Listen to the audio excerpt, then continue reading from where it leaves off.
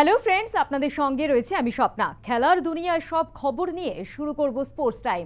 আর শুরুতেই চোখ রাখবো স্পোর্টস টপ স্টোরিজে।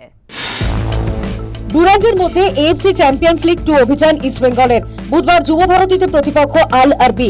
রক্ষণ নিয়ে সমস্যা লাল হলুদ কোচ। বিয়ের প্রতিশ্রুতি দিয়ে সহবাসের অভিযোগ, গ্রেফতার ক্রিকেটার অভিষেক পোরেল। অভিযোগ অস্বীকার দিল্লি ক্যাপিটালসের ব্যাটারের।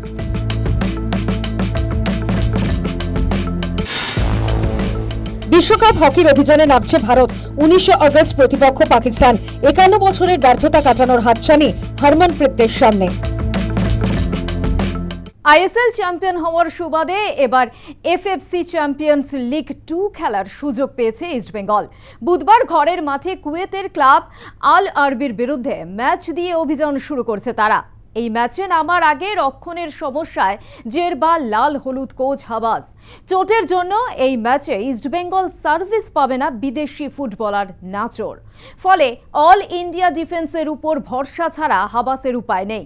এখানেই শেষ নয়, গত বছর আরকাদাগের বিরুদ্ধে লাল কার্ড দেখেছিলেন লাল চুংলুঙ্গা। ফলে কুয়েতের ক্লাবের বিরুদ্ধে তাকেও পাবে না ইস্টবেঙ্গল কোচ। ফলে রক্ষণের দুর্বলতা ঢাকতে মাঠ জমাট করার জোর দিচ্ছেন হাবাস। আল আরবি দলে রয়েছে 6 বিদেশি। ভারতীয়দের নিয়ে গড়া ইস্টবেঙ্গল রক্ষণ কতটা চ্যালেঞ্জ ছুড়ে দিতে পারবে সেটাই দেখার। ডুরান্ডে গ্রুপে দুর্বল সিআইএসএফ এর বিরুদ্ধে শেষ ম্যাচ ছিল মোহনবাগানের কাছে নিয়ম রক্ষার ম্যাচ। সেই ম্যাচে সেনা দলকে গোলের মালা পরিয়েছে সবুজ মেরুন। জিতেছে 6-0 ব্যবধানে।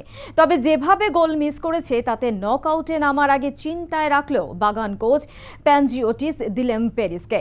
মনবীর সিং, লিস্টন কোলাসোরা গোল মিস না করলে আরও বেশি গোলে জিততে পারত সবুজ মেরুন।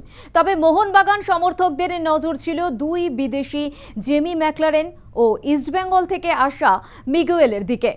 অজি ফুটবলার ম্যাকলারেন পরিবর্তন হিসেবে নামলেন এবং গোল করলেন, কিন্তু ব্রাজিলিয়ান মিগুয়েলকে মাঠে নামাননি বাগানের গ্রিক কোচ। নকআউটে মিগুয়েলের ম্যাজিকের আশায় সমর্থকরা। ডুরান্ডে গ্রুপে সিআইএসএফ এর বিরুদ্ধে নামার আগে ম্যাচে একাধিক গোলের সুযোগ নষ্ট করেছিল সাহাল আব্দুল সামাদ। এজন্য সমালোচিত হতে হয়েছে তাকে। সমস্ত সমালোচনার জবাব দিলেন গ্রুপের শেষ ম্যাচে। নিয়ম রক্ষার ম্যাচে মোহনবাগান জিতেছে 6-0 ব্যবধানে। হ্যাট্রিক করে পুষিয়ে দিলেন তিনি। ম্যাচের 37 মিনিটের মধ্যে 3টি গোল করেন তিনি। ম্যাচ শেষে এ নিয়ে মুখ খুলেছেন সাহাল। হ্যাট্রিক করে তিনি যে খুশি তা জানাতে ভুললেন না। সেই সঙ্গে গোল মিস নিয়ে এখনই কিছু ভাবতে নারাজ।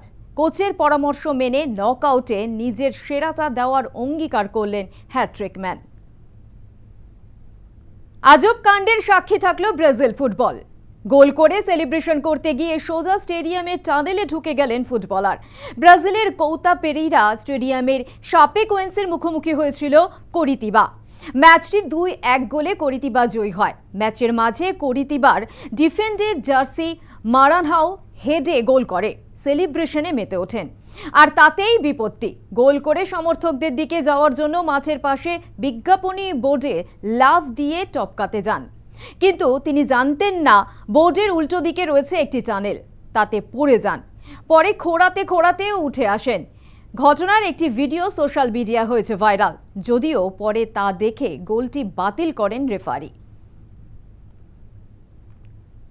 বিক্রি হয়ে যাচ্ছে ইংলিশ প্রিমিয়ার লিগের ক্লাব লিভারপুল। ক্লাবটির শেয়ার কিনতে কোটিপতিদের মধ্যে শুরু হয়েছে জোর লড়াই।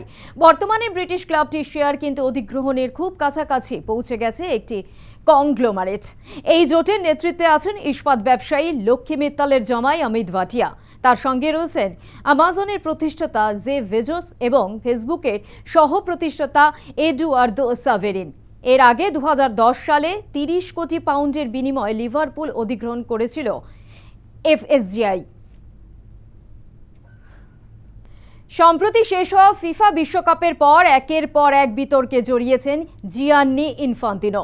বিশ্বকাপের অংশীদারিত্ব নিয়ে বেসরকারি হাতে বিক্রয় প্রস্তাবকে ঘিরে বিতর্ক চরম আকার নিয়েছে। আগামী বছর ফিফা প্রেসিডেন্ট নির্বাচন। ইউরোপীয় ফুটবল সংস্থাগুলি ইনফান্তিনোকে আর ফিফা প্রেসিডেন্ট হিসেবে দেখতে নারাজ, যদিও পুনর্নির্বাচনের আশায় তিনি। এক্ষেত্রে বিস্তর জল্পনার পর মার্কিন প্রেসিডেন্ট ডোনাল্ড ট্রাম্পকে পাশে পেয়ে গেলেন ইনফান্তিনো। নিজের সোশ্যাল মিডিয়ার অ্যাকাউন্টে একটি পোস্ট করেন মার্কিন প্রেসিডেন্ট। ইনফান্তিনোকে সরিয়ে দেওয়া হলে তা হবে ঐতিহাসিক ভুল। তিনি ছাড়া ফুটবলের অর্থনৈতিক স্থায়িত্ব রক্ষা করা অসম্ভব বলে মনে করেছেন ট্রাম্প। শ্রীলঙ্কার মাটিতে প্রস্তুতি ম্যাচে জয় পেয়েছে ভারতীয় ক্রিকেট দল। 2 ম্যাচের প্রথম টেস্ট শুরু হয়েছে আগামী 15ই আগস্ট। কলম্বোতে হেড কোচ গৌতম গম্ভীরের নজরদারিতে তারই প্রস্তুতি পর্ব শুরু করে দিল টিম ইন্ডিয়া। শ্রীলঙ্কার পিচ সবসময় স্পিন সহায়ক, তাই অনুশীলনে স্পিনারদের দিকে বাড়তি নজর দিলেন শুভমান গিলের হেড স্যার। নেটে অনেকক্ষণ হাত ঘোরালেন কুলদীপ যাদব, মানব সুথার, রবীন্দ্র জাদেজা এবং সারাংশ জৈনরা।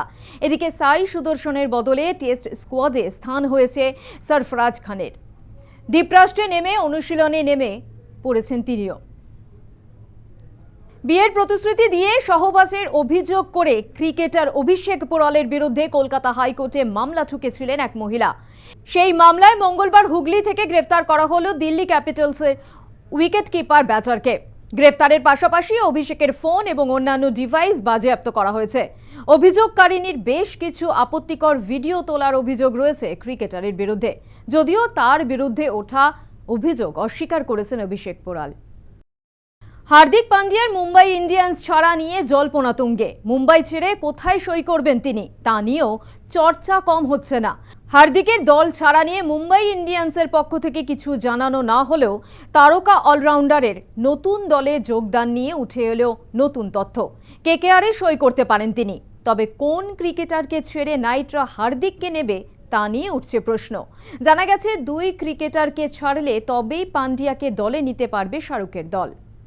বিশ্ব মঞ্চে ভারতের ব্যাডমিন্টন পরিকাঠামো নিয়ে উঠেছিল প্রশ্ন। গত জানুয়ারি মাসে ইন্ডিয়ান ওপেনে স্টেডিয়ামের ভিতরে বাদরের উপদ্রবের জন্য অনেক বিদেশি শাটলার নাম প্রত্যাহার করে নিয়েছিলেন। বাদরের দাপটে খেলার বারবার বিঘ্ন ঘটেছে বলে অভিযোগ তাদের।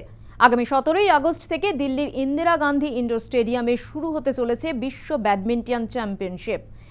প্রায় 17 বছর পরে এই আসর বসতে চলেছে। এবার বাদরের উপদ্রব কমাতে উদ্যোগ নিল আয়োজকরা। স্টেডিয়াম চত্বর থেকে বাদর তাড়াতে হনুমানের ডাক নকল করা বিশেষজ্ঞদের কাজে লাগানোর সিদ্ধান্ত নেওয়া হয়েছে। আগামী 19শে আগস্ট পাকিস্তানের বিরুদ্ধে ম্যাচ দিয়ে হকি বিশ্বকাপের অভিযান শুরু করবে ভারতীয় পুরুষ হকি দল। 51 বছরের ব্যর্থতা কাটানোর হাতছানি তাদের কাছে। ভারত শেষবার হকি বিশ্বকাপ জিতেছিল 1975 সালে। ফাইনালে পাকিস্তানকে হারিয়েছিল 2-1 ব্যবধানে।